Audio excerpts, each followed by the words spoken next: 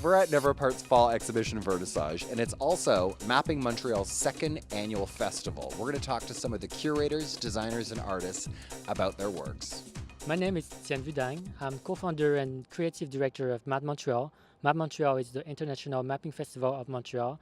And mapping is about using projection to change our environment with projecting an image, an object on surface.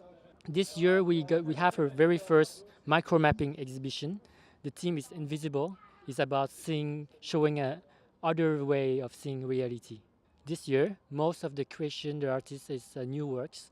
The mapping festival is a bit like a laboratory where people can try new things.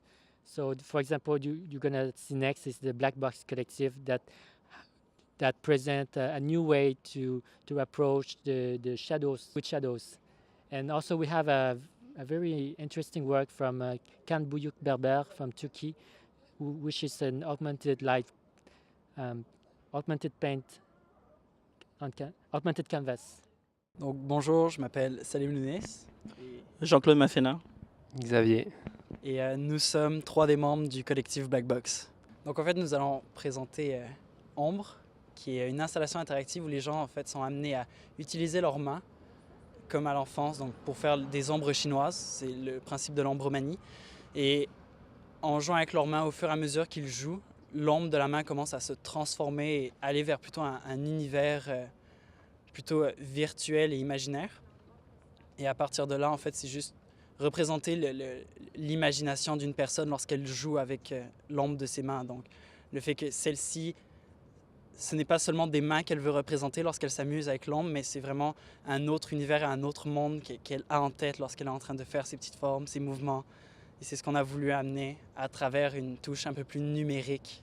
Le but, c'est vraiment en fait, de notre côté, on a beaucoup d'idées de projets. On vient de sortir de l'université. On a beaucoup d'idées d'expérimentation qu'on souhaite faire.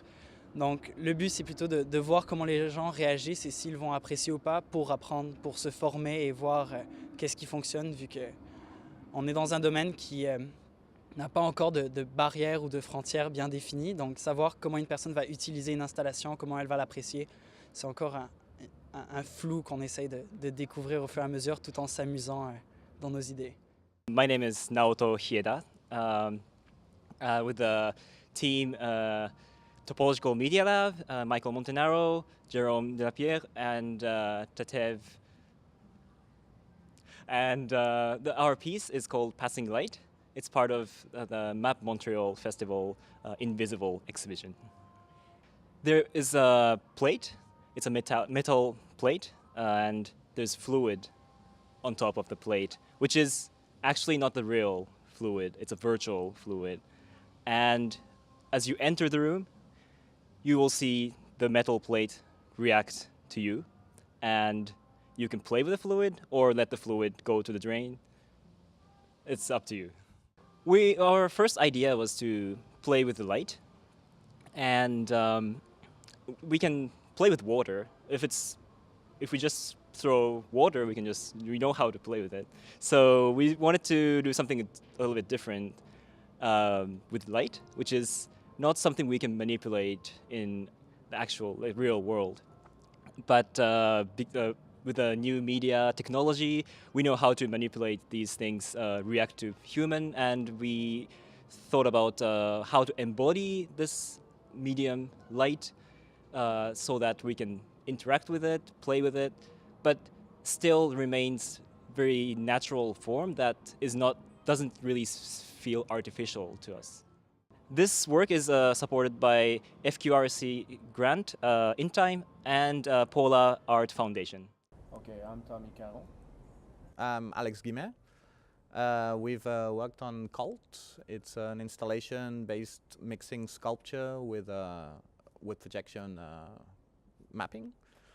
And yeah, we're very happy to be here. At first, Tien told us that there was this collaboration with the gallery, and that there will be rooms for projection on the walls if we wanted to participate with Illustrator, or if we had another idea of installation, we could submit it to the festival.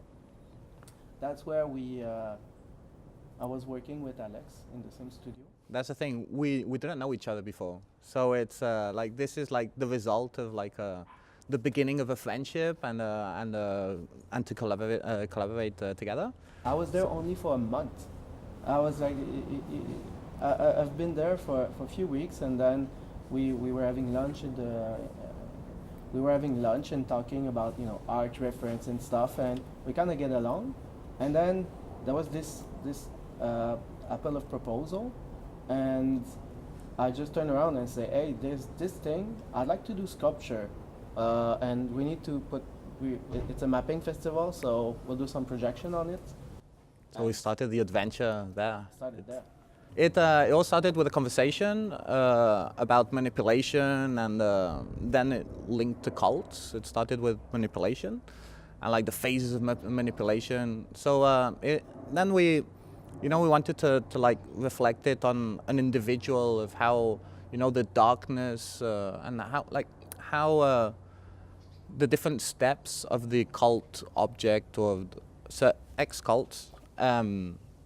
How they manipulate all their disciples and how does it start?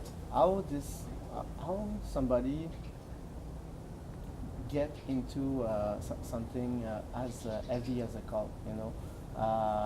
At a point where they will lose themselves. Nothing else will matter, and an obsession evolved. It evolved into an obsession. So. What's the process of this? We had a lot of fun doing research and to see how crazy those things were. And in the past, there was so many examples of like huge sect, and but even like it could be religious or sexual, but it can also be like just numeric. Now it can apply to social media. It can and it's interesting because it all starts from the darkness, which is like where the cult finds a stimulation to start all the process, to the obsession of the. It's a two-part installation.